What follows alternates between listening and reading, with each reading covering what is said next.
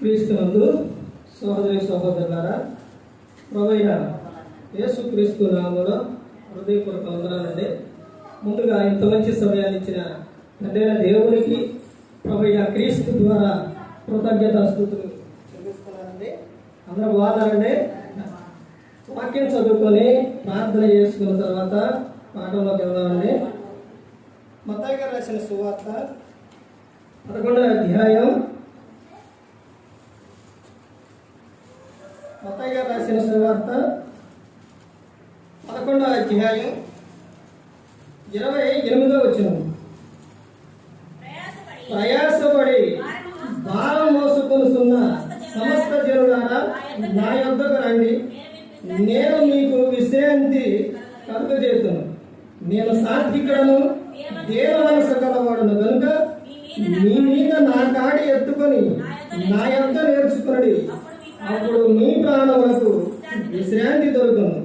ఎలాగనగా నా కాడి సులువుగాను నా భారం తేలికగాను ఉన్నది. ప్రార్థన చేస్తున్నాను.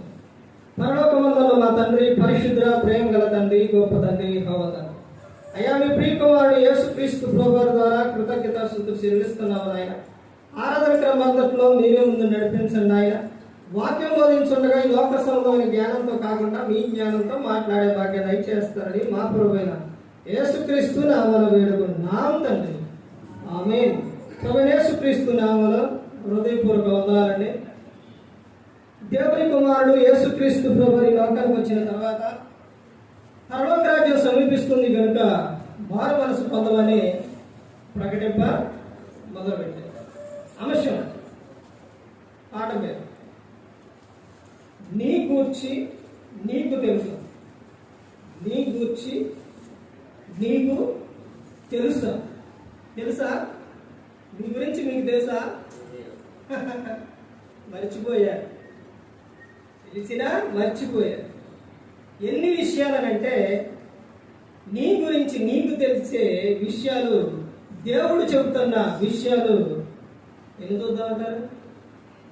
21. 3 ఏళ్ళు 21. చాలా బట్టి 21 విషయం దేవుడు నీ గురించి చెబుతున్న విషయం. నీ గురించి నీకు తెలుసు. అందులోని చూడండి, ఇక్కడ చెబుతున్న విషయం అంటే ముందుగా మనిషి తెలుసుకోవాల్సిన ఒక విషయం ఏంటంటే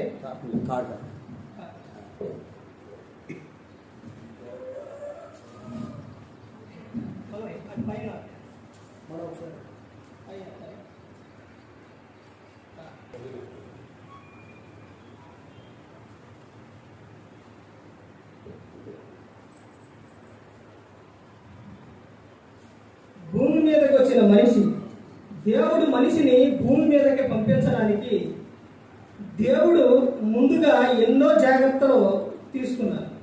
ప్రతి ఒక్క విషయంలో దేవుడు జాగ్రత్త తీసుకున్న తర్వాత, అంటే మనిషికి ఈ విషయం తెలియాలి. ఒక మనిషికే కాదండి, సృష్టిలో ఏది చేసినా కానీ దేవుడు అన్నిటి నిమిత్తం కూడా ముందే జాగ్రత్త తీసుకున్నారు. జంతువుల విషయాల్లో, పక్షుల విషయాల్లో, అన్ని విషయాల్లో జాగ్రత్త తీసుకున్న దేవుడు మరి నీ విషయం నా విషయాలు ఎందుకు తీసుకోరు? ఏ విధంగా ఎలాంటి జాగ్రత్తలు తీసుకున్నారనంటే, ఏ విధంగా చెప్పారు అనంటే, చెప్పకుండా దేవుడు ఏది కూడా చేయలేదు. చేపలు చేసేటప్పుడు చేప బ్రతకడానికి కావలసింది ఏంటి? నీరు. ఆ నీటితోనే దేవుడు చెప్పింది. చేప నీటిలో ఉన్నంత సేపు కూడా ఎలా ఉంటుంది? క్షేమంగా ఉంటుంది. బయటకు వస్తే చనిపోతుంది. ఆ తర్వాత భూమి మీద మొక్క అంటే చెట్టుకి ఆధారం, చెట్టుకు కావాల్సింది ఏంటి అంటే ఈ భూమి నుండి చెట్టుని వేరు చేయండి, ఏ మొక్కనైనా వేరు చేయండి, అసలు కొంచెం సేపట్లో అయ్యేపోయి. ఆ తర్వాత మనిషిని కూడా దేవుడు ఎలా చేసిందంటే, దేవుని స్వరూపం, దేవుని పోలికతో చేసింది. దేవుని నుండి మనిషి దూరం అయిపోతే బ్రతకలేదు. మనిషిని దేవుని నుండి దూరం చేయాలనే అపవాది ప్లాన్.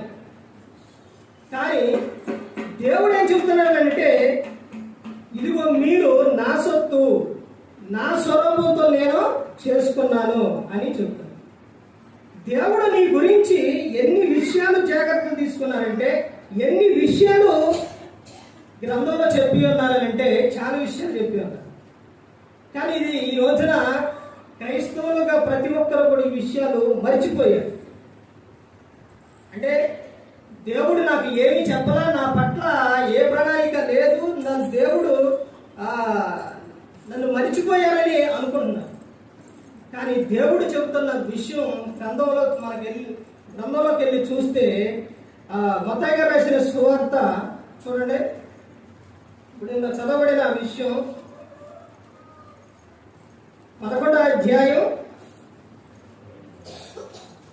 28వ వచనం. ప్రయాసపడి భారం మోసుకొనుచున్న సమస్త జనులారా నా యొద్దకు రండి, నేను మీకు విశ్రాంతి కలుగజేస్తాను.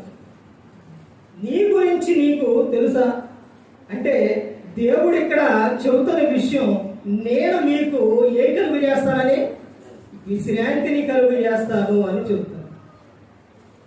తర్వాత ఇంకా చెబుతున్న విషయం ఎక్కడే చెబుతున్నారు, నేను సాత్వికుడను, దేన మనసు కలవాడను కనుక మీ మీద నా కాడి ఎత్తుకొని నా యొద్ద నేర్చుకుని అప్పుడు మీ ప్రాణములకు విశ్రాంతి దొరుకును. ఎక్కడ నేర్చుకోవాలంట? ఆయన యొద్దకు వచ్చి నేర్చుకోవాలి. అలా నేర్చుకున్నప్పుడు ఏం జరుగుతుందంట? ఏం చెబుతున్నారు? మీ ప్రాణములకు విశ్రాంతి దొరుకుతుంది. ఈ రోజున చూడండి, ఎన్ని సంపాదించినా లేకపోతే ఎంత ఉన్నా కానీ ఈ రోజున చాలా మందికి లేనిది ఏంటి అని అంటే మనశ్శాంతి. శాంతి లేదు, మనశ్శాంతి లేదు. అది ఎవరిస్తారు అని చెబుతున్నారనంటే యేసుక్రీస్తు వారు చెబుతున్నారు కదా, నేను మీకు మీ ప్రాణములకు ఏమిస్తాను? విశ్రాంతినిస్తాను అని చెప్తాను. కానీ మనిషి ఎలా అనుకుంటారనంటే, ఒక చిన్న సమస్య వచ్చినా, బాధ వచ్చినా, ఏదైనా కానీ నేను బ్రతకను, నేను చనిపోతా, నా పని అయిపోయింది అనుకుంటా. కానీ నీ గురించి ఏమని చెబుతున్న దేవుడు, నేను నీకు విశ్రాంతినిస్తా, మనశ్శాంతినిస్తా అని ఆయన చెబుతూ. దేవుడు ఆదిలోనే చెప్పిండండి. దేవుడు ఆదిలోనే రాపిచ్చారు. చూడండి, ఆదికాండం 1వ అధ్యాయం 26వ వచనం చూడండి. దేవుడు మన స్వరూపమందు మన పోలిక చొప్పున నరులను చేయుదము, వారు సముద్రపు చేపలను, ఆకాశ పక్షులను, పశువులను, సమస్త భూమి మీద ప్రాకు ప్రతి జంతువును ఏలుదురుగా కలియు పలికెను. చూశారండి, సమస్తం భూమి మీద ఉన్న వాటి మీద అన్నిటినీ మీరు ఏం చేస్తారంట? ఏలుదురు అని చెప్పారు. ఇక్కడ రెండవ విషయం ఏంటంటే, దేవుడు నిన్ను తన స్వరూపంతో చేసుకున్నాడు.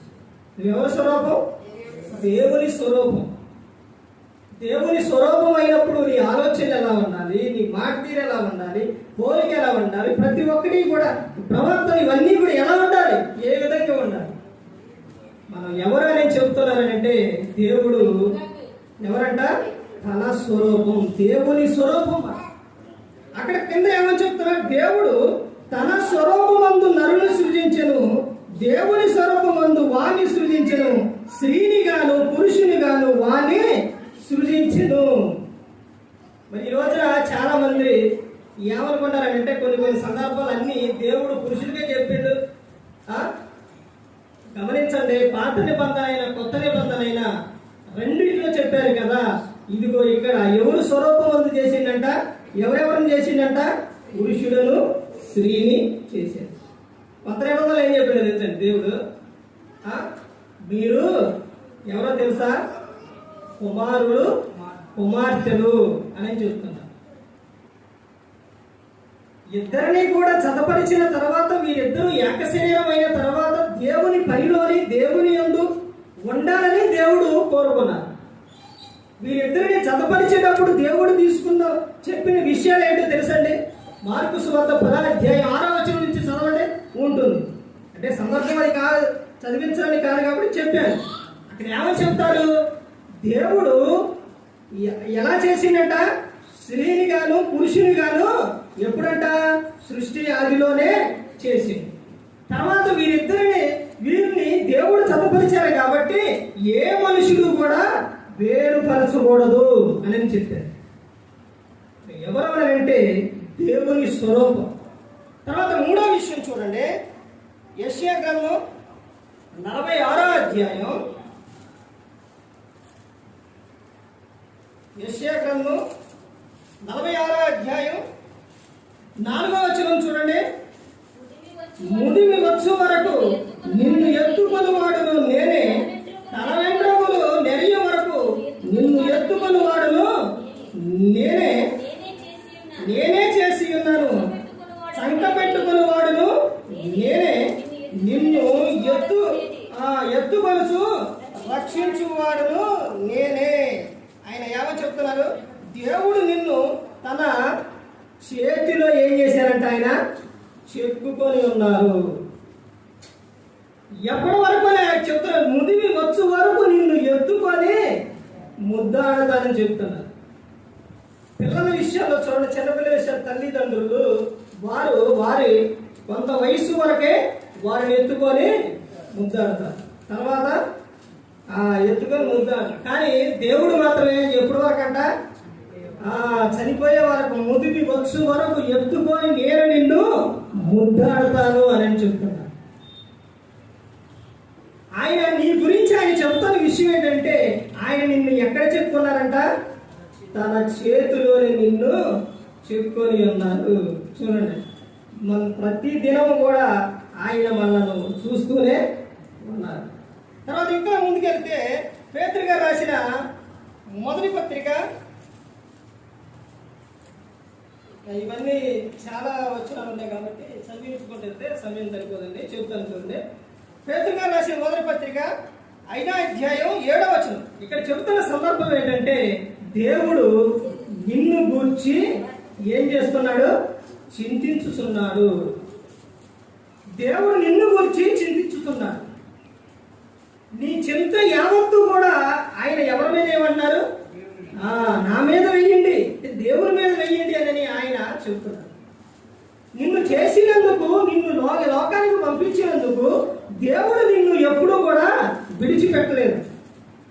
కీర్తన 121వ కీర్తన, నీ రాకపోకల యందు ఆయన నిన్ను కాపాడతాడు. ఆ కింద విషయాలు ఎన్ని చెప్తున్నారు కదా, అంటే పైన వచనాలు చెప్తున్న విషయం ఏంటంటే, కొండల తట్టు కన్నులెత్తుతున్నాను, నాకు సహాయం ఎక్కడ నుంచి వచ్చును? యెహోవానే నాకు సహాయం.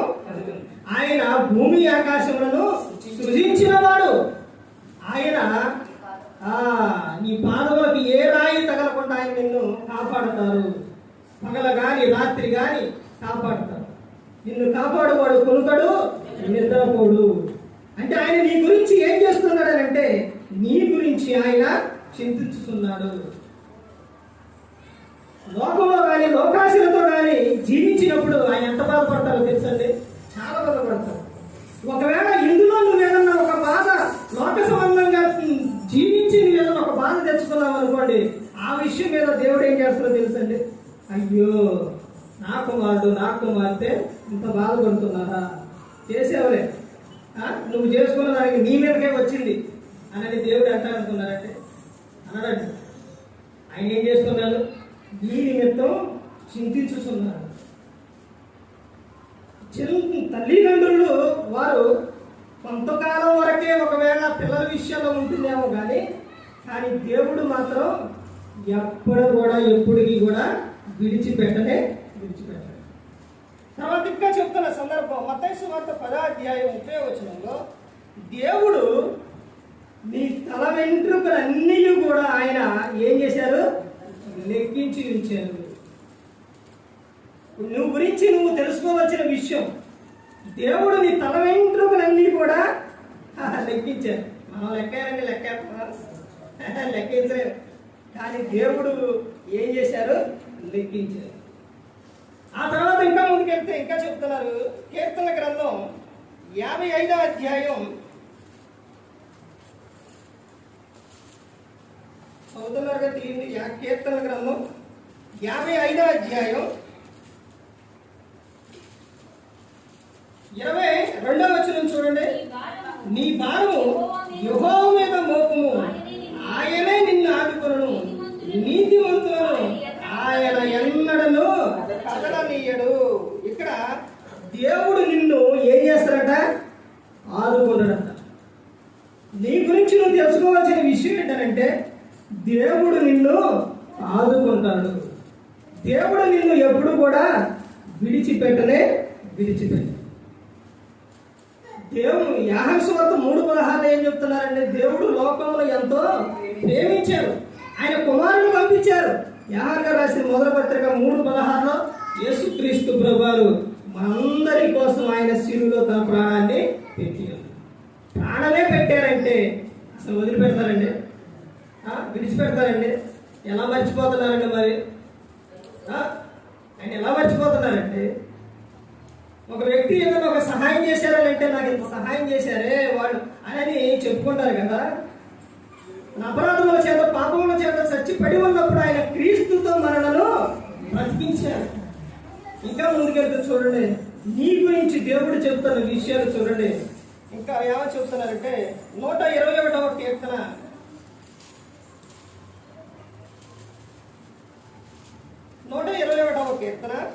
3వ వచనం చూడండి. ఆయన నీ పాదము తొట్టిల్లలేడు, నిన్ను కాపాడువాడు ఉన్నతడు. ఆయన ఏం చేస్తారంట?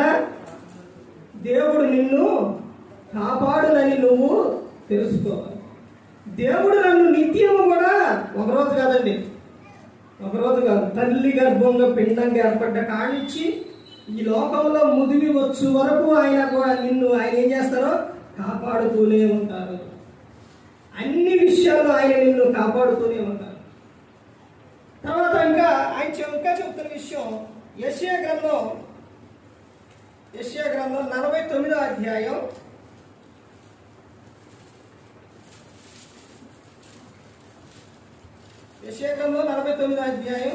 15వ వచనం చూడండి. స్త్రీ తన గర్భమున పుట్టిన బిడ్డను కరుణింపకుండా తన చంటి పిల్లలు మరుచునా, వారైనా మరుచుదురు కానీ నేను నిన్ను మరవను. స్త్రీ తన గర్భమున పుట్టిన ఎవరినట? బిడ్డను మరుచునా. చూడండి, ఈ రోజున తల్లులు చాలా మంది ఈ న్యూస్ లో గట్ట వీడియోలో చూస్తూనే ఉంటారు. పిల్లల్ని వదిలేసి ఫోన్లు మాట్లాడటం, పిల్లల్ని వదిలేసి టీవీలు సీరియల్లో అట్లా టీవీలోనే వచ్చేదండి ఈ సీరియల్లో వాటిని చూస్తూ వీళ్ళు వదిలిపెట్టేస్తే వీళ్ళు వెళ్ళిపోయి రోడ్డుకి వెళ్ళిపోవటం, లేకపోతే ఎక్కడికో వెళ్ళిపోవటం, ఎక్కడో పడటం, నీళ్ళలో పడటం. ఎంత ప్రమాదం అండి. అక్కడ అదే చెప్తున్న విషయం చూడండి. స్త్రీ తన గర్భంలో పుట్టిన బిడ్డను కరుణింపకుండా తన చంటి పిల్లలు మరుచునా. కరుణింపకుండా ఒక్కొక్క సందర్భంలో కోపం వచ్చింది, ఒక్కొక్క సందర్భంలో ఎలా పడితే అలా మాట్లాడుతుంటారు. పిల్లల్ని ఇంకా ఎలా మాట్లాడుతుంటారంటే జంతువుల పేర్లు పెట్టి తెలుపుతుంటారు. వాళ్ళ గాడిదైతే మరి అలా పిలిచేవారు ఎవరు? ఇంకొక పేరు పక్కన కూడా పెట్టుకోవాలి. పేరు చెప్పడం బాగోదులండి, అర్థమవుతుందండి. అలా పిలవకూడదండి. దేవుడు పిల్లలంటే ఎవరు మీకు ఇచ్చింది? ఎవరు? దేవుడు బహుమానాన్ని ఇచ్చిండు, బహుమానం తీసుకొచ్చి ఇచ్చిండండి. వివాహంలో ఆ బహుమానాన్ని ఇచ్చేటప్పుడు ఎవరు వివాహం అయ్యేటప్పుడు తీసుకెళ్లి బహుమానం ఇస్తే అబ్బా దాన్ని ఎంత భద్రంగా చూసుకుంటారు. మరి దేవుడు నీకు బహుమానాన్ని ఇచ్చిండు, ఆ బహుమానాన్ని ఎలా చూసుకోవాలి? ఏ విధంగా చూసుకోవాలండి? వాళ్ళ విషయాల్లో దేవుడు ఇక్కడ ఏమని చెప్తున్నారంటే తల్లి తన బిడ్డను మరిచింది అని చెప్తున్నారు, కరుణింపకుండా ఉంటుంది అని చెప్తున్నారు. ఈ రోజున ఇవే జరుగుతుంది. దేవుడు బహుమానాన్ని ఇస్తే వాళ్ళ మీద కోపడటం, వాళ్ళని తిట్టడం, వాళ్ళ మనసు కృంగిపోయిందండి. పలసీని రాసిన పత్రికలు ఉంటుంది. పిల్లల మనసు కృంగకుండునట్లు చూచుకొనుడి అని ఉంటుంది. వాళ్ళు ఎలా పడితే అలా మాట్లాడేస్తే ఏమైపోతుందో తెలుసండి, వాళ్ళ మనసు కృంగిపోతుంది. లేకపోతే ఇప్పుడు చూడండి, చాలా మంది ఈ ఎగ్జామ్ రాసే విషయంలో కానీ 10th క్లాస్ కానీ లేదా ఇంటర్ కానీ లేదా ఏదైనా కానీ స్త్రీ అయినా పురుషుడైనా ఎవరైనా కానీ ఈ ఎగ్జామ్ రాసినప్పుడు ఒక మార్పు తగ్గి ఒకటే కానీ ఏదో నాగినా కానీ ఏదో పేరునైనా కానీ తల్లి కానీ తండ్రి కానీ తల్లిదండ్రులు ఏమంటారండి? అని ఇంతకాలం చదివిను లేకపోతే నిన్ను పోషించను ఎన్ని దండకంటే అలా మాట్లాడితే వాళ్ళ మనసు కృంగిపోయి చాలా మంది చనిపోయిన వాళ్ళు కూడా ఉన్నారు. కాలంలో దూకి చనిపోయిన వాళ్ళు కూడా ఉన్నారు. అర్థమైందండి? అరే నాన్న ఏం కాదు, ఒక వాక్యగా ఏం కాదు, ఈసారి రాస్తే వచ్చింది ఏం కాదు అని ధైర్యం చెప్పవాళ్ళదే. ధైర్యం చెప్పడం బదులు తిట్టడం, వాళ్ళ ప్రేమగా చెప్పడం బదులు వాళ్ళని కసిరించుకోవడం, కోపడటం. ఒక కారు మీద ఒక కుమారుడు పిల్లవాడు ఏదో రాస్తానని తండ్రి చేతిలో ఉన్న రాట్నిసిస్తే ఏం జరిగింది? చనిపోయాడు. ఏదండి కరుణ?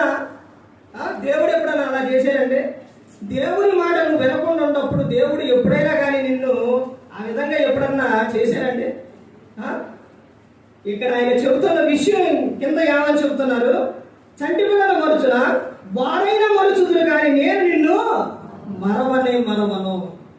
నేను ఎప్పుడు నిన్ను మరవను, ఎందుకంటే నేను నిన్ను ప్రేమించాను. పైన చెప్పబడిన విషయం ఏంటంటే ఆ అరచేతిలో నేను నిన్ను చెప్పుకొని ఉన్నాను, నా స్వరూపంతో నేను చేసుకున్నాను. ఇంకా చెబుతున్న విషయం చూడండి. ఇంకా ముందుకెళ్తే 56వ కీర్తన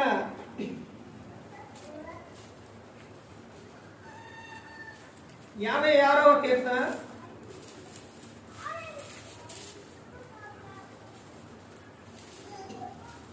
8వ వచనం చూడండి. నా సంచారంలో నీవు లెక్కించి ఉన్నావు, నా కన్నీళ్లు నీ బుద్ధిలో ఉంచబడి ఉన్నవి, అవి నీ కవిలలో కనబడును కదా. నేను మొరపెట్టు దినమున నా శత్రువులు వెనుకకు తిరుగుదురు, దేవుడు నా పక్షంలో ఉన్నాడని నాకు తెలియను. దేవుని బట్టి నేను ఆయన వాక్యమును కీర్తించెదను, యెహోవాను బట్టి ఆయన వాక్యమును కీర్తించను. ఇంకా చదువుకుంటూ పోతే కీర్తన ఎలా ఉంటుందంటే ఇక వద్దులే అనిపించదు ఆ కీర్తనలో. ఎన్ని కీర్తనలు అవి? 150 కీర్తనలు. చదవండి, చక్కగా ఉంటాయి. ఇప్పుడు నేను చదవాల్సింది చదివించాల్సింది ఒక్క వచనమే, కానీ ఎన్ని వచనాలకి వరకు వెళ్ళింది? 2-3 వచనాల వరకు వెళ్ళింది. అలాగే ఉంటుందండి. అసలు ఇక ఆఫ్ చేద్దాం అంటే ఆగదు కీర్తనలో. అలా ముందుకు చదువుకుంటూ పోతూ ఉంటే ఇంకా చదవాలి అనిపించింది. కీర్తనలు కానీ సామెతలు కానీ అన్నీ అలాగే ఉంటాయి, కానీ కాకపోతే ఇవి చిన్నగా ఉంటాయి అనమాట, ప్రార్థనలు అనమాట. చక్కగా ఇంకా చదువుతాయి. ఇక్కడ దేవుడు చెబుతున్న విషయం ఏంటంటే, దేవుడు నీ కన్నిటిని దాచువాడని నువ్వు తెలుసుకో. నీకు బాధ వచ్చినా చింత అయినా ఏదైనా కానీ మనుషుల ముందు ఏడ్చేది అనుకోండి, అది వ్యర్థం. ఈ రోజున నువ్వు మనిషికి ఏదైనా చెప్పుకొని మనిషి ముందు ఏడిస్తే అంటారు.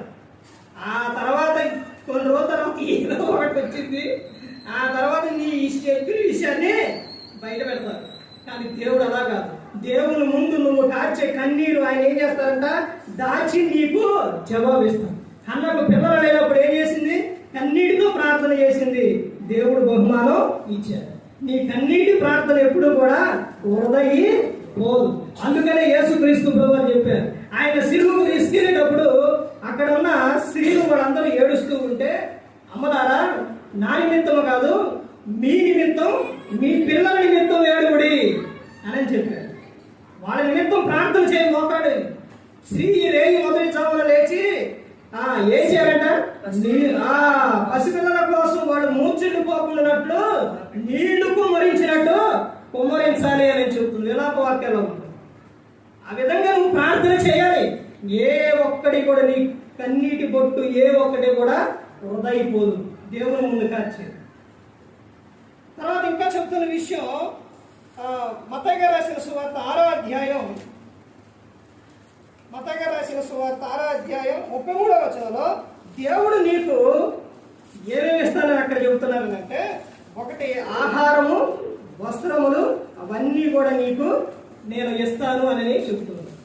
అయితే ఆయన చెబుతున్న విషయం మొదటిగా నా నీతిని, రాజ్యాన్ని నువ్వు వెతుకు అని చెబుతున్నాను.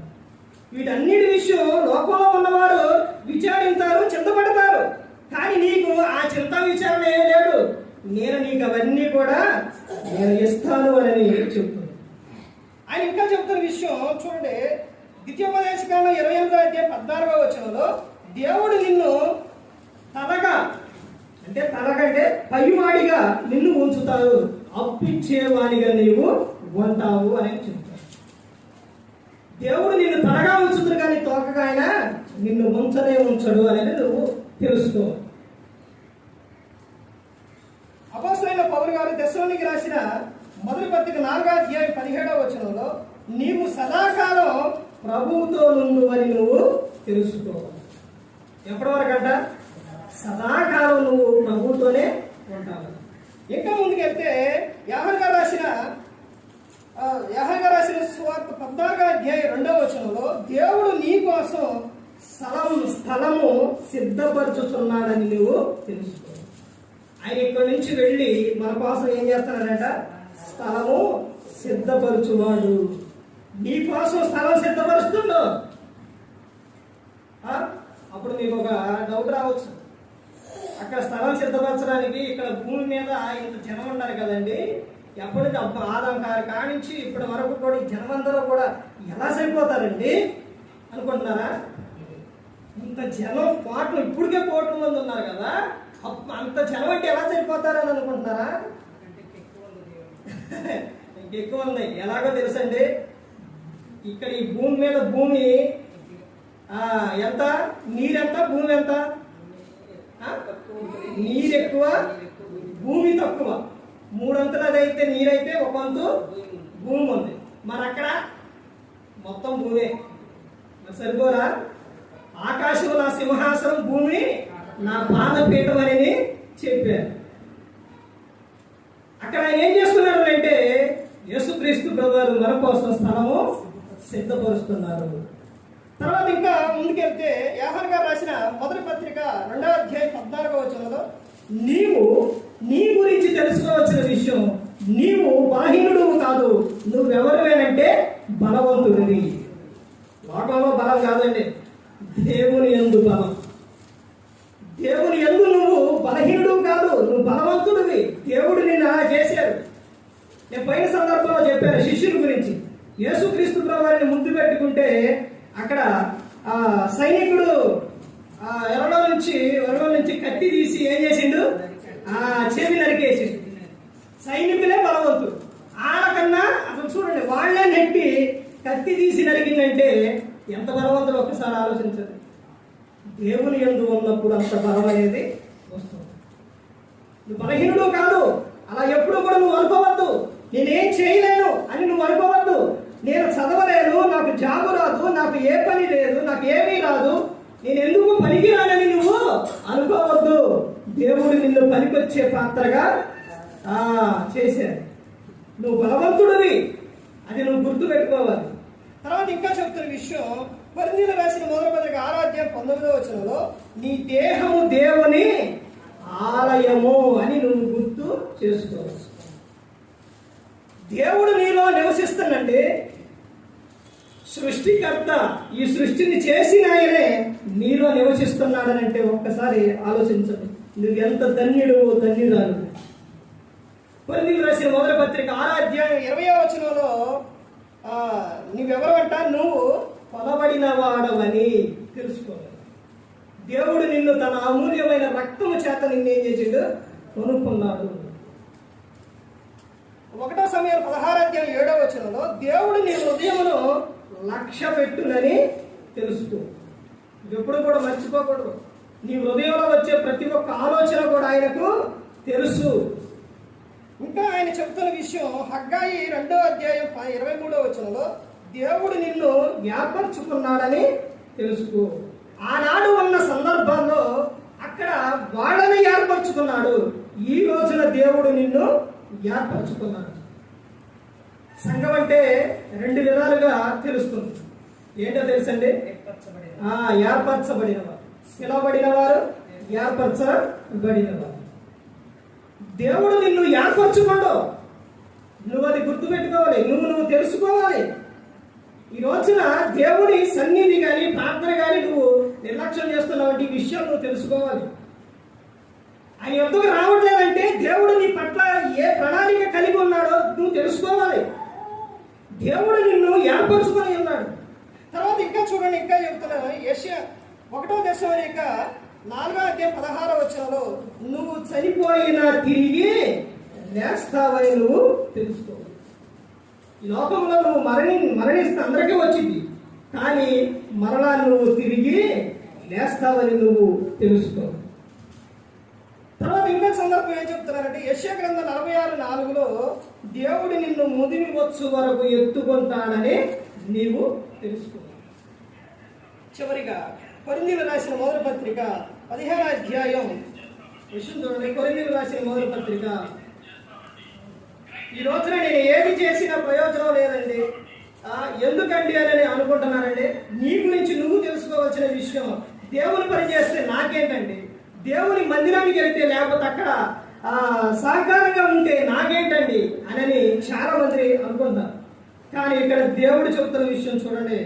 కొరింథీయులకు రాసిన మొదటి పత్రిక 15వ అధ్యాయం 58వ వచనం, కాగా నా ప్రియ సహోదరులారా, మీ ప్రయాసము ప్రభువునందు వ్యర్థము కాదని ఎరిగి స్థిరులను కదలని వారును ప్రభు కార్యాభివృద్ధి యందు ఎప్పటికీ ఆసక్తులయుండుడి.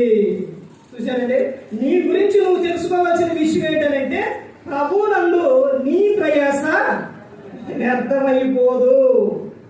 నువ్వు చేసే ప్రతి ఒక్క పనికి దేవుడు నీకు ప్రతిఫలం ఇస్తాడు, వ్యర్థమైపోదు. సేవకులకి సహకారంగా ఉంటున్నావా, దేవుని పనిలో ఉంటున్నావా, ఏ ఒక్క విషయంలో కానీ నువ్వు ఉన్నా కానీ నీ ప్రయాస వ్యర్థమయ్యి పోదు.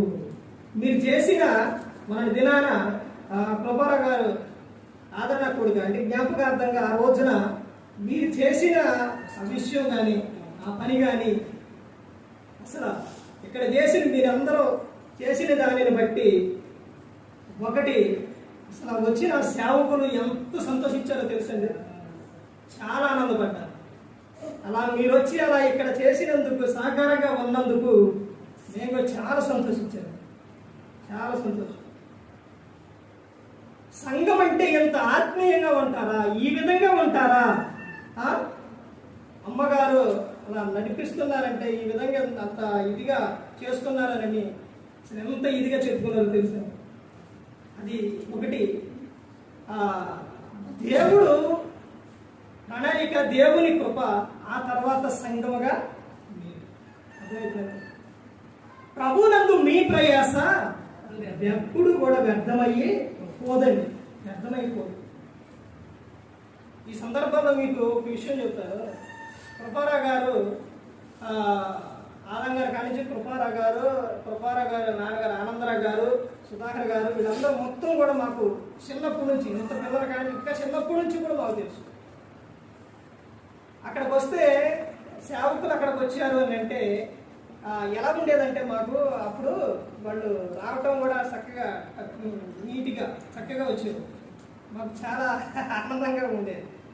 వాళ్ళలోని ఒక రోడ్డు మీద అప్పుడు నానే ఏంటంటే 5 పైసలు 10 పైసలు అవి ఒక కాయను దొరికితే అది ఎవరికి ఇవ్వాలని అనుకొని నాకే ఇచ్చేది. నేను ఎలా ఉండేవాడిని అంటే వాళ్ళతో సంతోషంగా ఆనందంగా ఉండేవాడు, అంత ఇదిగా ఉండేవాడు. ఆ తర్వాత ఇక్కడికి రావడానికి రాజుగూడ రావడానికి కృపారా గారు మొన్న ప్రసన్న అన్నయ్య చెప్పారండి. ఆయన జీవితంలో జరిగింది సేమ్ కొంచెం నా జీవితంలో కూడా అలాగే జరిగింది. ఎలాగనంటే మేము రావటం ఎక్కడికి వచ్చామంటే తిరువురు వచ్చాము, నేను వైపు. తర్వాత అక్కడ కృపారా గారు ప్రార్థన పెడుతుంటే అక్కడికి వచ్చాము. అసలు కృపారా గారికి ఎంత ఓర్పు సహనం అంటే చాలా ఓర్పు అండి, అసలు చాలా సహనం. ప్రార్థన జరుగుతుంటే మేము ఇద్దరం కృపారా గారు ఆ ఇంటి వాడు పాట పాడాము. పాడిన తర్వాత వాక్యం చెప్పేటప్పుడు కూడా వాళ్ళు నాకు నుంచి రాకపోతే వాక్యం చెప్పుకుంటా అమ్మ రాండి అమ్మ టైం అయిపోతుంది రాండి అమ్మ అని పిలుస్తున్నారు. ఆరే చూసుకోండి ఏం వాక్యం చదివాలో ఇట్లా పిలుస్తున్నారని.